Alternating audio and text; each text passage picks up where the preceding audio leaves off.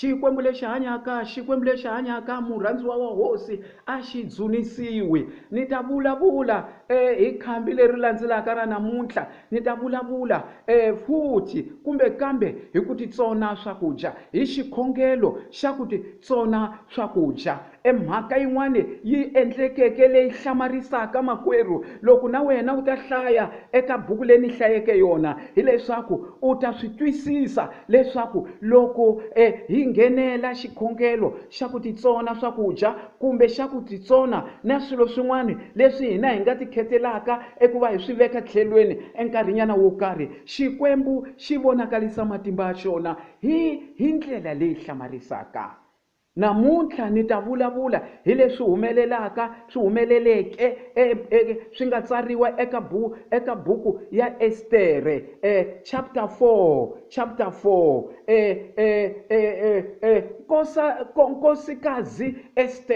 Nkosikazi Estere a endle mhaka leyi yi hlamarisaka ngopfu na a khumbiwa hi moya wa Xikwembu, hikusa a swi sukeli ka munhu leswiyana. Xikhongelo lexi a xi sukeli ka munhu, xi huma eka mfumo wa Xikwembu.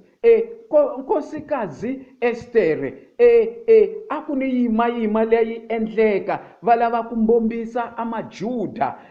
Mordecai a ya n'wi tivisa kota yena se a ri nkosikazi evuhosini byo lebyiya bya ndhawu yoliya. A ya n'wi tivisa a ku xaka ra mina hi mavulavulela man'wana, xaka ra mina phela ku na yima lani, ku na mhaka, ku na kungu ro karhi ra ku bombisa hina majuda. Naswona nhloko ya kahle leyi a yi vekiwe ephambeni ka ku bombisiwa a ri yena Mordecai. Leswi swi endliwa hi Hamani, kambe Hamani luya a tirhisiwa hi diabulosi. Makwerhu, lexi xi nga endleka nkosikazi Estere a n'wi byela leswaku leswi tsariwile ka buku ya yena Estere chapter 4 verse 16, famba u ya byela evaka hina leyi va nga lomuyaka a yi hlaya hi vito ri ndhawu ya kona. Famba u ya va byela leswaku va nghena eka xikhongelo xa ku tihinda, va teka eku zila masiku manharhu. Makwerhu, a ni hlaya leswaku na wena loko u hlangana ni xiyimo xo karhi u nga kheta wona masiku lamanharhu. Wena u nga kheta lawa u nga ma vonaka, lawa u swi tivaka leswaku muzimba wa wena wu ta va wu swi kota ku va u nga nghena ka xikhongelo xa muxaka wolowo. Kambe la ni vulavula leswi nga tsariwa eka buku ya Estere chapter 4 verse 16. Va endla swo leswi. Loko u yi hlaya chapter liya u ya mahlweni u ta kuma la ku nga tsariwa leswaku va endle hi ndlela yoliya nkosikazi Estere a byele Mordecai ha yona. Na yena a hi vona ntsena, na yena hambiloko yena a ri nkosikazi se a ri vuhosini, ive na yena a nghenela eka xikhongelo lexiya xa ku tihinda. A nga endlanga leswaku va byela vona ntsena va ya nghenela xikhongelo lexiya, yena a tshama kahle laya tanihiloko a ri vuhosini. Matshamelo ya yena hi matihlo ya nyama a ma tshamisekile, kambe eximoyeni a ku ni leswi a swi thikameza hikusa a swi lava ku bombisa majuda. Makwerhu, xikhongelo xa ku tihinda, xikhongelo xa ku titsona swakudya hi mahlayela man'wanyana, Xikwembu xi vonakarisa matimba ya xona hi xihatla, naswona hi ndlela leyi hlamarisaka. Loko u hlaya yona buku leya ya Estere leyi, u hlaya chapter 7 verse 5 na 7 na 6, u ta vona leswaku enala luyana loyi a tirhisiwa hi diabulosi a ri Hamana, loyi a rhangele kungu leriya ra ku bombisa majuda. Hileswaku a nga humelelanga leswi a ntlhamu lowu wu lunghisiwile ku va ku ta hayekiwa Hamani, hileswaku rivalelo ku va ku ta hayekiwa Mordecai, hileswaku wu tlhele hi yena Hamani. Tsundzuka makwerhu, kolaya loko u hlaya ka chapter 7 liya u ta swi kuma leswaku Hamani a tirhisiwa hi nala, a yimela mfumo wa munyama hi ximoya eka nkarhi hambiloko a ri mun'we wa xiandla xa hosi kona kolaya, kambe ka xiyimo lexi a tirhisiwa hi mfumo wa munyama eku mbombisa majuda. Makwerhu, xikhongelo lexi hi vona leswaku ku endleka hlori leri hlamarisaka loko hi xi endla, hambiloko wena yi nga va yi ri wena ntsena u nghena ka xona tiawara leti u nga ti hlawulelaka tona wena, hileswaku na u nga swi voni hi matihlo ya nyama, kambe tshemba emoyeni leswaku embilwini ya wena leswaku Xikwembu xi hlamula xikhongelo xa muxaka lowu hi xihatla. Makwerhu, swi endlekile. Nkosikazi Estere loko hi swi teka hi ximoya makwerhu, a yimela ekereke ya Yesu. I ntiyiso nkarhi lowuya hosi Yesu a nga se na tala misaveni, kambe a xi ri xiprofeto xi tisa eku lerisa loko a ku ta endleka nkama lowu taka loko kereke ya Yesu yi hlangana hi xikhongelo. Minkarhi yin'wana yi nga va yi hlangana hi xikhongelo xa wena muxaka lowu. Makwerhu, u ta swi twisisa.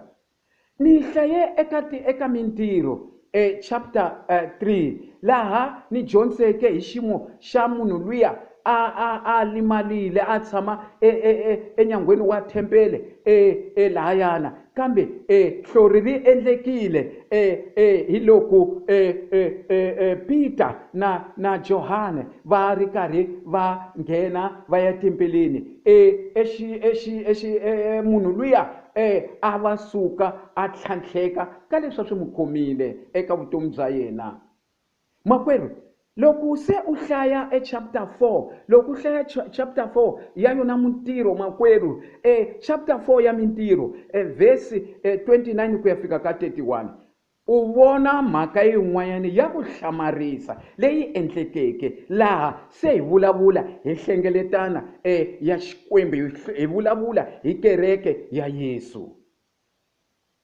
Makwerhu, kola ka Mintirho chapter 4 verse 29 ku ya fika ka 31, hi vona laha ku humeleleke hlori ra ku hlamarisa hi loko hlengeletana ya Xikwembu yi ti bohe eka xilo xa xin'we, yi tlakuxa rito eku risa emfun'wini wa Xikwembu. Hi matlhelo man'wanyana, hi mavulavulelo man'wanyana, a va ri karhi va ti hintile va ri ka mhaka ya yin'we va khongela, hikusa Peter na Johane varhangeli lavaya a va va endle leswaku va khomiwa, a va va khomisile va va pfaleliwa ejele. Hileswaku makwerhu, loko lava khomeke ntirho wa khotso lava khomeke ntirho wa vuavanyisi va ya vulavule emhaka liyana ya ku fambelana leswi va khomele swona a ri Peter na Johane, ku kumeke leswaku a va voniwanga nandzu, va humesiwile ekhotsweni makwerhu.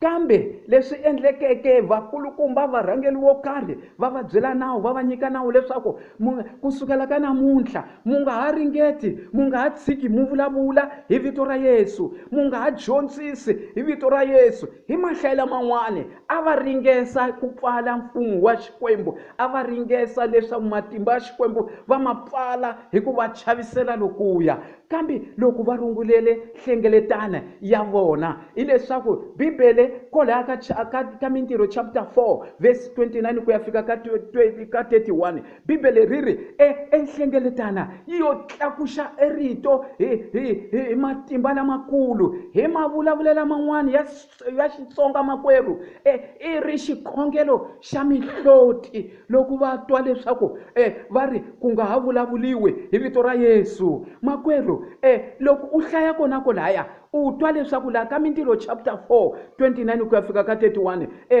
ku ve na ku tsekatseka ka misava laha nhlengeletano ya Xikwembu a yi rila mihloti, a yi endla xikhongelo xa ku tihinta, yi vitana Xikwembu ku nghenela. Nhlengeletano yoliya yi ku hosi tshalambuta voko ra wena, vatirhi va wena va endla mahlori, va hanyisa vanhu ni ku hlamarisa. Ene swona swoleswo swi humelerile. Xa ku sungula ku ve ni ku tsekatseka ka misava ka ndhawu liyana leyi a va hlengeletane ka yona. Wa vona makwerhu, mina na wena na tshemba leswaku swi le rivaleni leswaku laya hambi a ku yo kumeka munhu na a vabya, hambi ko va ya kumeka munhu a khomiwile hi madimona, hambi ku yo kumeka munhu a khomiwile hi madimoni ya vuloyi, hileswaku munhu loya a fanela ku va a khululeka kolaya ka ndhawu liyana hi ku tsekatseka ka vukona bya Xikwembu.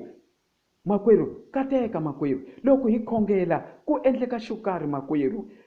Loko hi khongelela maxaka ya hina ku endleka xo karhi. Makwerhu, khongelela maxaka ya wena, khongelela muti wa wena, khongelela ni lavo minkarhi yin'wana makwerhu va nga ku khomeki kahle, minkarhi yin'wana swa endleka va ku twisa ku vava hi xiyimo xo karhi, va khongeleli.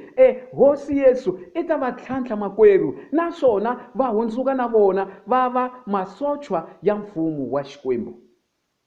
Makwerhu, kateka makwerhu, xikhongelo lexi loko hi swi lavita hi matshamela ya nkarhi wa sweswi swongi a xi khataleliwi ngopfu, na kasi hi kona laha Xikwembu loko hi tihinta hi xikhongelo xa muxaka lowu, hileswaku Xikwembu xi ti vonakalisa hi ndlela leyi hlamarisaka. Naswona mhaka yin'wana kwalaha ka Mintirho chapter 4 verse 29 ku fika ka 31 ri ri Bibele kolaya va ve va tlhela va tatisiwa hi moya wa Xikwembu, hi moya wo kwetsima. Wa vona makwerhu leswaku ni loko na hi ri karhi hi ri va Kreste hi tatiwile hi moya lowo kwetsima, xikhongelo lexi xa ha laveka ku xi endla makwerhu. Hosi Yesu na ri karhi loko ta heta ku tsakamisiwa ematini hi leswi hi twa leswaku i va yena tatiwa hi moya lowo kwetsima kona kolaya, kambe i kongome a zila makwerhu, i kongome a xi endla xikhongelo xa muxaka lowu. A wu swi voni makwerhu loko u twisisa leswaku hayi eku zila swi ve swa nkarhi lowu wa khale swa ha laveki sweswi. Makwerhu, a wu swi voni leswaku ku ri swilo swi ka swi nga endleka hi nga swi twisisi kahle, hileswaku xikhongelo lexi xa kongoma. Buku ya Mintirho hi vona tindhawu tinyingi leti vakreste, kereke ya Yesu, nhlengeletano ya Xikwembu na se yi hakarisiwe matimba ya moya, yi tatiwe hi moya lowo kwetsima, yi kongomile ni ku xi endla xikhongelo xa muxaka lowu. Makwerhu, kateka, Hosi Yesu loyi hanyaka a ku katekisi. Ni lave ku bula na wena hi mhaka leyi. Muvulavulo loyi mu vonaka loyi i Pedese Mabunda hi siku ra ti 23 ka December hi lembe ra 2020 eMaputo eMozambique, hi vito ra Yesu, amen.